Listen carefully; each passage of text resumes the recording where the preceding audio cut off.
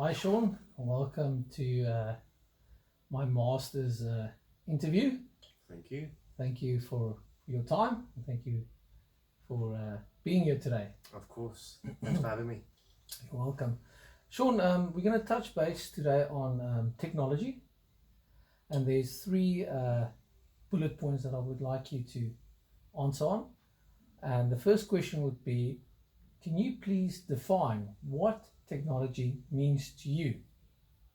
What it means to me? Well, I see technology as any electronic device that aids daily life. That makes sense. So anything we can use to make life easier. Okay. And based on the definition of technology, what role do you think technology today in the 21st century play in a student's life, but also in a classroom setting from a teacher's point of view?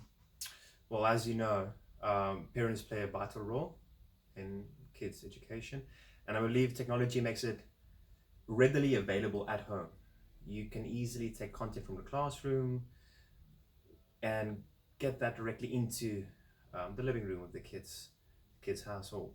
And I believe, of course, now the COVID thing, technology showed how important it is, and it's something we have to actually pay much more attention to going forward, to be able to teach online, be able to teach via media, get the kids ready and willing, the parents and family members as well, get them all ready to have a combined effort to help the kids out.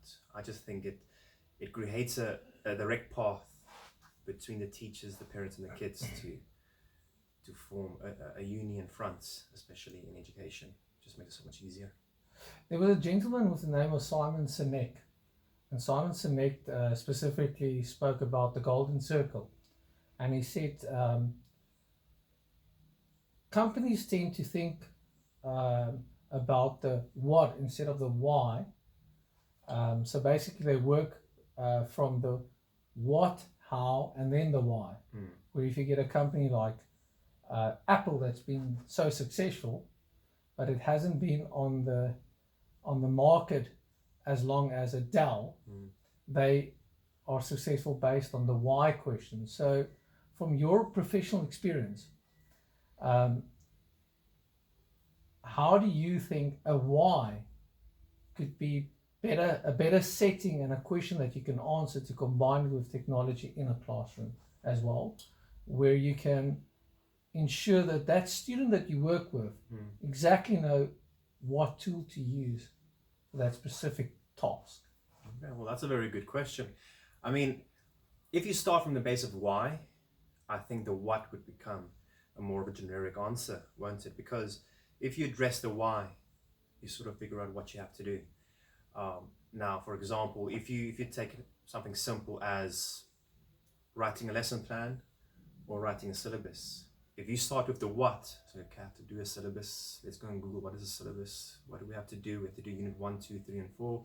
Okay, you can start from there, but naturally you'll probably have to redo it a bunch of times if you're inexperienced in the topic. Now, if you start with the why, and you start answering questions like, okay, why do I actually have to write a syllabus in the first place? Like, okay, I need to determine how I'm gonna approach the semester, how I'm gonna teach these kids, how do I get the most out of this book in the amount of time I have? Now, once you have that question answered, then the what becomes a much more easier question to answer. I hope that answers your question. No, that's perfect. So basically, at the end of the day, it's in a cause that you believe, but also at the end of the day, what the child also believes in. Yeah, I mean, that's why we do rubrics as well. Like for every PBL we do, all the projects we do, we ask you to do rubrics. I mean, as soon as if you explain the objective, why we're doing this, you give some background regarding the PBL we're doing, and then give them the rubric, which will be the what. So first you start with the objective, why we're doing this, we want to know more. So for example, the shapes project we did, you start by saying we have so many shapes all around us. We're grade 2 kids, so we're gonna explore that more. And how are we gonna explore that? That's the what. Now, what are you gonna do? That's a rubric then. Okay, you're gonna do a presentation. You have to go and figure out what shapes you have at your house, for example. So that's the what. But first start with the why, start with the objectives, and then the what's become easy. No, Sean, I think you've answered all my questions, and thank you for your time, and I appreciate it. Sure thing, man. Have a lovely day. Thanks.